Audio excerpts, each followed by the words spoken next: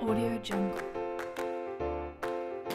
Hai anak-anak, hari ini kita akan belajar tema 5, yaitu mengenal raja dan pahlawan pada masa Hindu, Buddha, dan Islam, dari teks non-fiksi.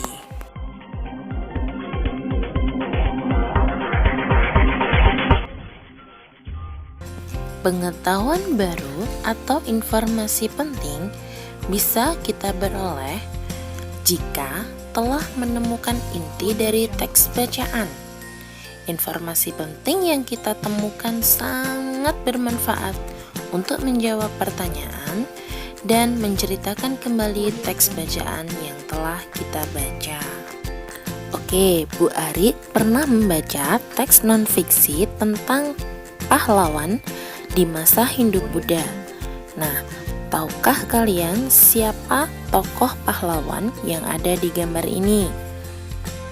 Dari teks non-fiksi yang baru baca, ini adalah pahlawan Diponegoro yang berasal dari Yogyakarta. Perilaku yang pantas ditiru dari Pangeran Diponegoro adalah berani dan juga pantang menyerah.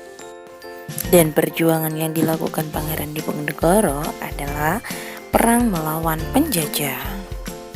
Baik anak-anak, biar kalian lebih paham tentang kerajaan yang ada di Indonesia, mari kita bahas kerajaan Hindu, Buddha, dan Islam yang ada di Indonesia. Sebelum Indonesia merdeka, Indonesia ini sudah dikuasai oleh raja-raja ya.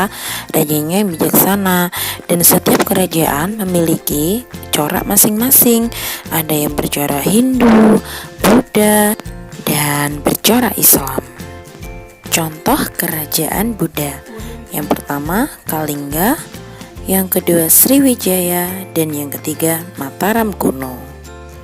Sedangkan kerajaan Hindu ada Kutai, Tarumanegara, Kediri, Singosari, dan Majapahit. Dan kerajaan Islam ada Samudra Pasai, Denmark, Kesultanan Perak, Kesultanan Malaka, dan Kerajaan Goa. Ciri khas dari kerajaan Hindu, Buddha, dan Islam itu bisa kita lihat dari peninggalannya ya. Kalau Hindu, candi-candinya itu berbentuk lancip seperti Candi Prambanan.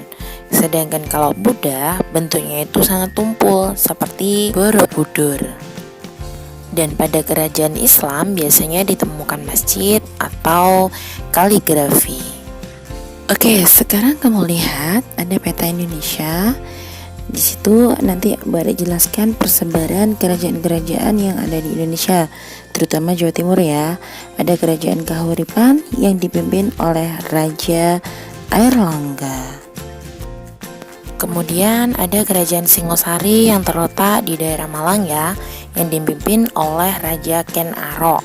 Kerajaan ini bercorak Buddha. Kerajaan selanjutnya adalah Kerajaan Majapahit yang terletak di Mojokerto. Kerajaan yang terkenal adalah dipimpin oleh Raja Hayam Wuruk.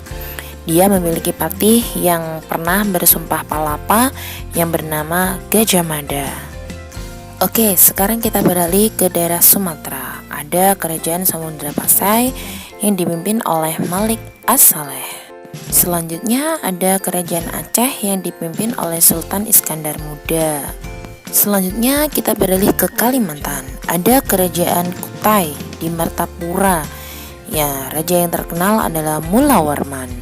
Kerajaan ini merupakan kerajaan Hindu tertua di Indonesia.